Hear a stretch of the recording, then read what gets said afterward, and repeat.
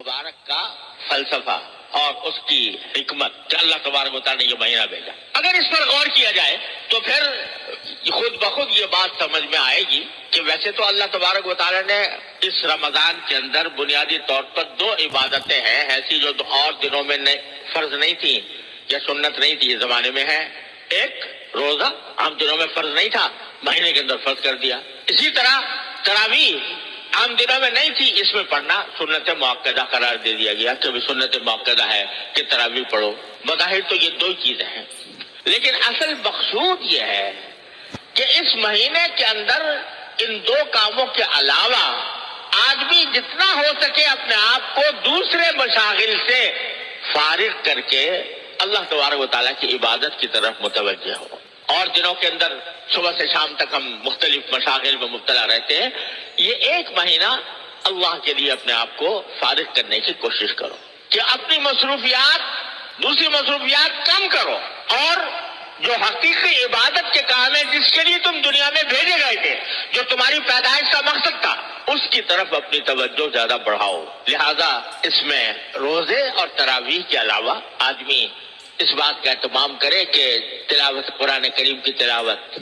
عام دنوں کے اندر اتنے کرنے کا موقع نہیں ملتا، جتنا ہو سکے قرآن کریم کی تلاوت زیادہ سے زیادہ کی جائے۔ یہ نبی کریم صلی اللہ علیہ وسلم کی سنت بھی ہے، اور جب رمضان کا مہینہ آتا تھا تو حضرت جبریل امین علیہ السلام نبی کریم صلی اللہ علیہ وسلم کے ساتھ قرآن کریم کا دور کیا کرتے کہ ہر رمضان کے مہینے میں کہ جتنا قرآن ایک مرتبہ حضور اقدس صلی اللہ علیہ وسلم پڑھتے، ایک مرتبہ جبریل امین پڑھتے، کیا منظر ہوگا، وہ کیا عالم ہوگا کہ دور کرنے والے حضرت جبریل علیہ السلام اور دور کرنے والے حضور نبی کریم صلی اللہ علیہ وسلم، کیا تلاوت ہوتی ہوگی، کیا اس کا منظر ہوگا اور کیا اس کی روحانیت ہوگی۔ ہر سال یہ ہوتا، اور آخری سال جو آپ کی دنیا میں تشریف رکھنے کا آخری سال تھا، اس میں 2 مرتبہ یہ دور کیا گیا سرکار دو عالم صلی اللہ علیہ وسلم اور جبریل امین کے درمیان۔ تو اس لیے قرآن کریم کی کو خاص نسبت ہے رمضان سے، تو اس میں رمضان کے اندر پہلے سے طے رکھیں کہ بھئی تلاوت قرآن کی مقدار عام دنوں سے زیادہ اس میں بڑھائیں گے۔ اور بھائی تلاوت تو ہے ہی، ساتھ ساتھ اگر اس کے بھی اہتمام کیا جائے کچھ وقت نکال کر، اگر پہلے کبھی موقع نہیں ملا ہے تو قرآن کریم کا ترجمہ، اس کی تفسیر کسی مستند تفسیر کے ذریعے کی مدد سے اس کو پڑھنے کا بھی اہتمام کیا جائے۔ تو تلاوت، پھر چلتے پھرتے ذکر، اور بعض وہ عبادتیں، نفلی عبادتیں جو عام دنوں میں ادا کرنے کی توفیق نہیں ہوتی، رمضان کے اندر اس کا اہتمام کر لیا جائے۔ مثلا آخر شب میں تہجد پڑھنے کا عام دنوں میں اگر موقع نہیں ملتا، یہ توفیق نہیں ہوتی، تو سحری کے لیے تو انسان اٹھتا ہی ہے،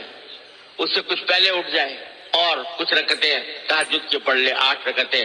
6 پڑھ لے، 8 پڑھ لے، اچھا ہے کہ 8 پڑھ لے۔ عام دنوں کے اندر تراویح کے بعد، مغرب کی نماز کے بعد 6 رکعتیں مسنون ہیں، یعنی نفلی عبادت نہیں عام دنوں میں موقع ملتا، اب پڑھ لے۔ اشراق کے بعد جو رکعتیں، 2 رکعتیں یا 4 رکعتیں، یہ عام دنوں میں موقع نہیں ملتا، اس میں پڑھ لے۔ اور چلتے پھرتے ذکر، فضولیات سے اجتناب، فضول کام سے، فضول محفلیں جمی ہوئی ہیں، باتیں ہو رہی ہیں، گپ شپ ہو رہی ہے، اس سے اپنے آپ کو بچائیں، اور زیادہ سے زیادہ وقت اللہ تبارک و تعالیٰ کے ذکر میں، اللہ تعالیٰ کی یاد میں، اللہ تعالیٰ کی عبادت میں گزارنے کی کوشش کریں۔ اور بھائی گناہوں سے اجتناب، اس بات کا اہتمام کر لیں کہ بس یہ مہینہ ایسا ہے کہ آنکھ غلط جگہ نہیں جائے گی، کان غلط بات نہیں سنیں گے، زبان سے کوئی غلط بات نہیں نکلے گی، زبان سے جھوٹ، غیبت، اس سے بچنے کا اہتمام۔ دوسرے حدیث میں رسول کریم صلی اللہ علیہ وسلم نے فرمایا کہ یہ مہینہ مواسات کا مہینہ ہے، یعنی دیکھیے غمخواری کا مہینہ، ایک دوسرے کی ہمدردی کا مہینہ ہے۔ لہذا اپنی ذات سے کسی کو کوئی تکلیف نہ پہنچے، اپنی ذات سے، زبان سے، قلم سے، ہاتھوں سے، کسی بھی انداز سے کسی کو تکلیف نہ پہنچے، بلکہ دوسرے کے ساتھ ہمدردی کا اور غمخواری کا معاملہ جتنا ہو سکے کیا جائے۔ حلال رزق حاصل کرنے کا اہتمام کیا جائے کہ کوئی حرام لقمہ نہ آئے، ورنہ عجیب بات ہوگی کہ آدمی نے سارے دن تو روزہ رکھا اور افطار کرے حرام رزق سے، رشوت کے مال سے،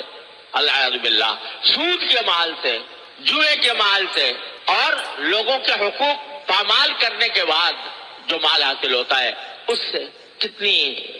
شرم کی بات ہوگی کہ روزہ رکھا اللہ کے لیے اور افطار کیا حرام رزق سے۔ ان تمام چیزوں کا اہتمام کر کے مہینہ گزارا جائے گا تو انشاءاللہ اس مہینے کا جو اصل مقصد ہے کہ انسان کی روح کو تقویت ملے وہ انشاءاللہ حاصل ہوگا۔ اور اس کے بارے میں رسول کریم صلی اللہ علیہ وسلم سے ایک حدیث بھی مروی ہے کہ آپ نے فرمایا کہ من سلم لہ رمضان سلمت لہ السنہ، جس کا رمضان سلامتی سے گزر جائے، سلامتی سے گزرنے کا معنی ہے کہ اطاعت میں گزرے اور گناہوں سے بچ کر گزرے، تو سلیمت لہ السنہ، انشاءاللہ اس کا سارا سال بھی سلامتی کے ساتھ گزرے گا۔ یہ رسول کریم صلی اللہ علیہ وسلم کی ایک حدیث میں یہ بات مروی ہے۔ لہذا پہلے سے استقبال رمضان کا وہ یہ ہے کہ ہم اس کے لیے اپنے آپ کو تیار کریں۔ اللہ تبارک و تعالیٰ اپنے فضل و کرم سے، اپنی رحمت سے ہم سب کو اس تیاری کی توفیق عطا فرمائے اور رمضان کے حقیقی فوائد حاصل کرنے سے ہمیں دارایاب فرمائے۔